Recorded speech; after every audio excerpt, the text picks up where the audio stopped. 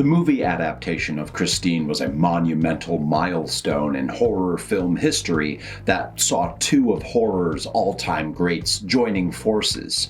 Frankly, the film doesn't get the credit or the praise that it deserves. Critics over the years have had their share of issues with the film, often complaining that the premise of an evil car is laughable and that Christine is one of director John Carpenter's worst films.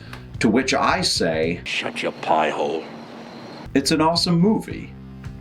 That's not to say I don't have my own criticisms of the film, however.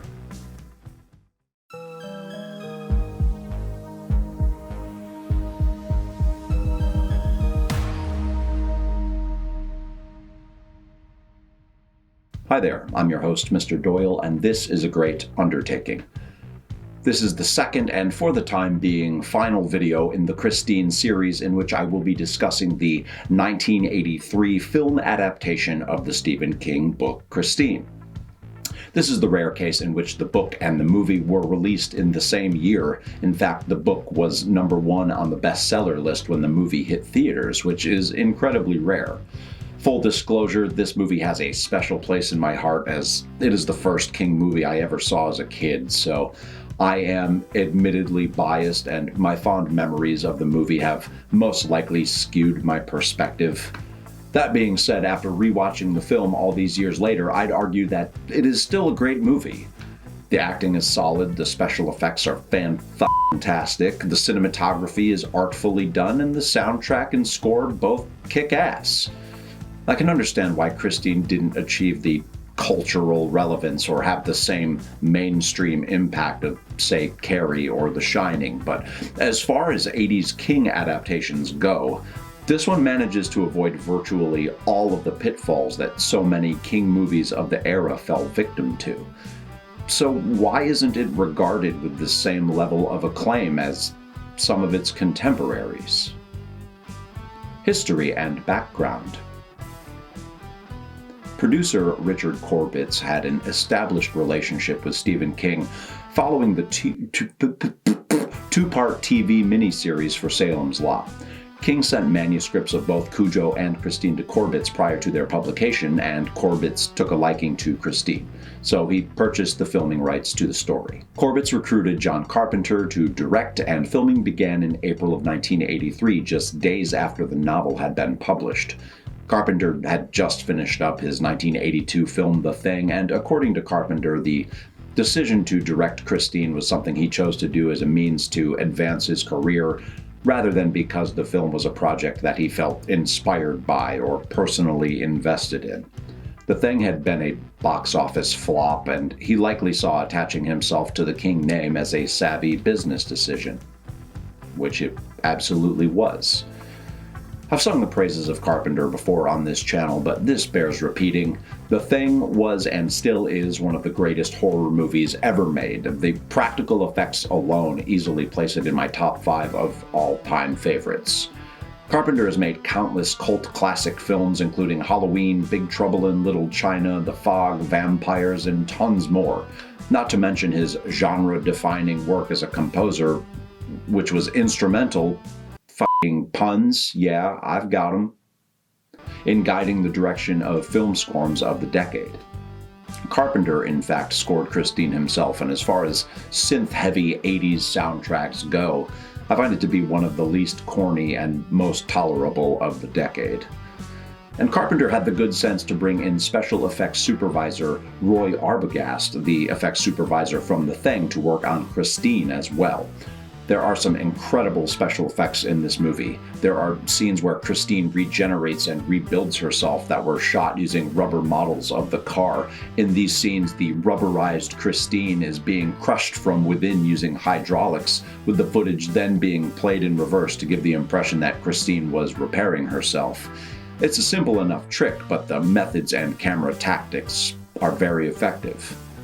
The cast of the film consisted predominantly of lesser-known or unknown actors and actresses, but in my opinion, the entire cast delivered enjoyable, believable performances. Christine had a budget of $10 million and grossed $21 million at the box office, so while it wasn't an overwhelming success, the film did well. Born Bad. Unlike the novel, in the movie, Christine is evil before she even comes off the assembly line. Before so much as a mile has registered on her odometer, she is out for blood. The car itself is evil, and we never get an explanation. There is no real reason that the car should be possessed by some malevolent force, no tragic origin or background story. At least not that the audience is made aware of at any point. In the book, it is the tragic events that occur when Christine is in the possession of her previous owner, Roland LeBay, that causes LeBay's tortured soul to inhabit and possess the car. It's never the car that is doing the killing, it's the ghost of Roland LeBay. The car never drives itself or takes it upon itself to cause harm. It is LeBay and his maniacal will that drives the car from beyond the grave. But in the movie, that just isn't the case. In the movie, LeBay, while still portrayed as an abusive asshole, and his family are victims of Christine herself, and it is the car that harms them. Personally, I don't love this change. As outlandish as the idea of a car being possessed by an evil spirit may be, it makes a lot more sense than a car just being evil upon assembly. What would cause a car to just be a sentient killing machine? We lose the whole haunted house on wheels and possessed talisman angle of the book, which kind of tied the whole thing together, honestly. King at least gave us an explanation as to why Christine was the murderous motor scooter that she was. This is my one major criticism of the movie. That being said, the opening scene in which we are introduced to Christine is enjoyable, with George Thorogood's Bad to the Bone blaring loudly throughout the assembly line, and while she isn't quite the same formidable vehicle of evil when the origin of her evil is omitted, Christine still delivers a lot of action, destruction, and doom throughout the film. Shtters. So in both the book and the movie, LeBay and Arnie refer to a number of their adversaries as Shtters. It's a word they reserve for those who they perceive to be against them or out to get them. In the minds of LeBay and Arnie, there is no lower life form than a shitter. I spent some time reading reviews for this movie, some recent and some from the time of the film's release, and a lot of folks were saying some pretty over-the-top negative things about the movie. And I understand why it's not for everyone, but I was surprised at just how much some people hated this movie. So for this segment, I'm going to read some comments from reviews of the film and respond to them. I'll explain why they're wrong and also why they're just being shitters. I'm not saying there are no legitimate criticisms to be made. Hell, I just made one. I'm just saying I think these two guys in particular missed the mark. Our first review from 1983 comes from Gary Arnold, a film critic from the Washington Post. Arnold writes, "The pretext of Christine, the latest horror movie derived from a Stephen King bestseller, sounded even more gimmicky than usual. It was difficult to imagine an inventive movie thriller from such material, especially under the direction of John Carpenter. Now, at area theaters, Christine does indeed suffer from the preposterous, low-octane nature of the devil car pretext." First of all, Gary, how is it gimmicky? And why are you implying that everything Stephen King writes is gimmicky? You just can't see beyond your own narrow notions of what a horror movie is allowed to be.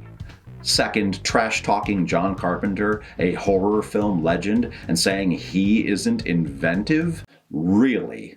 I realize you didn't have the luxury of hindsight when you wrote that, but turns out you didn't have much in the way of foresight either.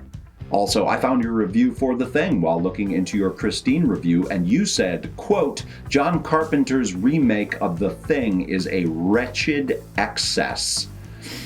So you're at least consistent with your wrong takes. What did Carpenter do to you, Gary? And I'm sorry, the low-octane nature of the devil car pretext? Low octane? Did you even watch the movie? There are fiery explosions, car chases, angry edge-of-your-seat confrontations, and it was a unique concept. Your film ratings and scores have, on average, been more than 12 points lower than those of your contemporaries and peers. Maybe you need to lighten up, Gary. Have you ever actually enjoyed a movie before, Gary? You sound like a real shitter, Gary. Okay, our next review comes from a Metacritic user who goes by Original Danger, and this review was made in September of 2020. Mr. Danger gave the film a 0 out of 10 score and had this to say. This is one of the worst films I've ever seen, especially for a horror movie, as it was neither entertaining or scary or a good story. The fact it won positive awards is a joke, and the acting is awful, and the ending was disappointing. I think the only good and half-decent acting in Christine was by Harry Dean Stanton, and Alexandra Paul was pretty cute, but besides that, the rest of the cast were bloody awful. Christine is a poor horror movie that lacks in almost every department, and is missing that spark, and the car wasn't scary or impressive, and the film was ridiculous in every way possible. Avoid this film, and John Carpenter should be ashamed. One of the worst films you've ever seen? Really? What movies have you actually seen? Is it the best movie ever? No, of course not. But to be this offended by Christine just doesn't make sense to me. This sort of vehemence should be reserved for the likes of A Return to Salem's Lot or Creepshow 2. And what positive awards are you referring to? I couldn't even find any nominations, let alone actual awards the film won. So what the fuck are you talking about, Mr. Danger? As far as the acting goes, Keith Gordon kills it as Arnie Cunningham, and Robert Prosky as Will Darnell. That was incredible casting. In fact, I'm hard-pressed to think of one single performance from this movie that I'd even consider below average. John Carpenter should be ashamed? It's you that should be ashamed, Mr. Danger. You shitter. All right, that's enough of that. Just have a hard time understanding how anyone could be this turned off by the movie. Maybe they just don't like to have fun, or for some reason feel personally attacked when anyone defies their preconceived notions of what the horror genre is supposed to be. And also, maybe I take offense to these comments because I can't see beyond my own nostalgic bias and am unable to accept these criticisms as valid due to my inability to objectively separate my feelings about the film from the overall quality of the film itself. Maybe I'm the shitter. Damn. Final thoughts. Christine was the first and last time Stephen King and John Carpenter would come together on a project, and that makes me sad. I'm honestly not sure why Carpenter never did another King adaptation, but I sure would have loved to see the two work collaboratively more than in this one instance. However, I'm grateful that it happened just this once, even if Carpenter saw it as more of a rung on a ladder rather than a project he was passionate about. Blumhouse, the production company that brought us the Purge franchise, Get Out, and Insidious, just to name a few, has apparently bought the rights to remake the film, and, well, I'm curious to see what they do with it. My major concern is that they will set the film in the present day and try to tie in some sort of smart car Tesla shit where an evil AI takes over the vehicle's operating systems or something. That would be a tragedy, and also not an original idea, but whatever they choose to do, I am apprehensive at best. Next week, I will be starting in on the Pet Sematary series with the 1983 novel, which, just to put things into perspective in regards to where King was at with his career that year, Pet Sematary was the second book to be published in 1983.